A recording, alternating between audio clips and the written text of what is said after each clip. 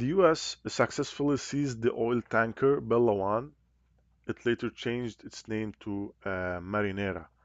It's a vessel linked to Venezuela's sanctioned oil exports and a part of Russia's so-called shadow fleet for evading international sanctions.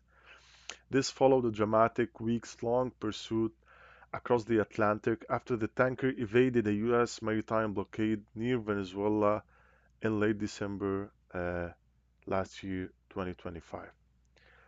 So the boarding and the seizure occurred in the northern Atlantic, specifically in international waters near south of Iceland. In this area, we don't have an exact location, but we can narrow it down to this area, near south of Iceland and northwest of the British Isles.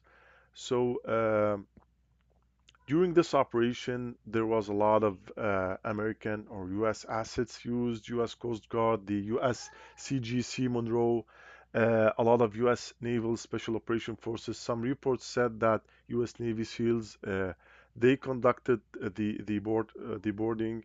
There was a lot of helicopters. One of them was shown in some footage taken, the MH-600 Little Bird helicopters for insurgent. And during the operation and before the operation for the past couple days, a lot of aerial surveillance and support from US and their allies were monitoring the area, especially with P-8A Poseidon aircrafts and some refueling tankers as well.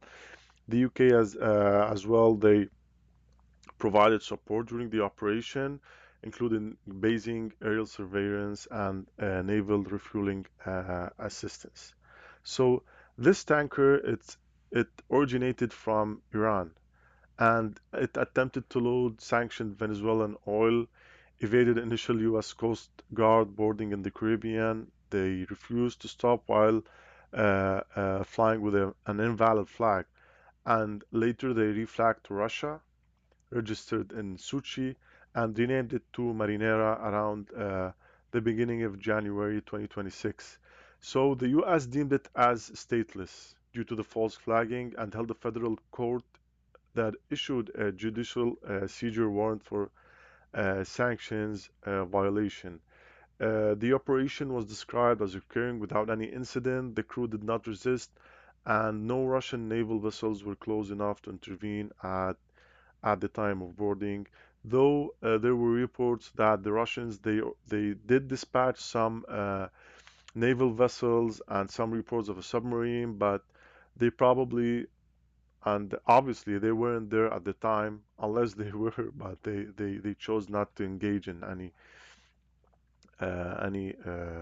other activity.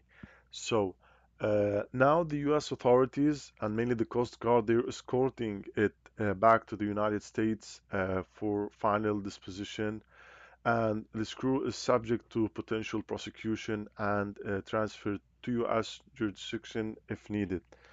This event, it was strongly condemned by Russia, and it condemned the action as a violation of international maritime law and UN conventions.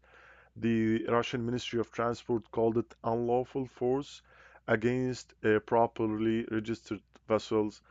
There was a lot of statements by officials. They called this outright piracy, a violation of maritime law. Even one official was calling and urging for military response, including torpedoes and sinking American ships.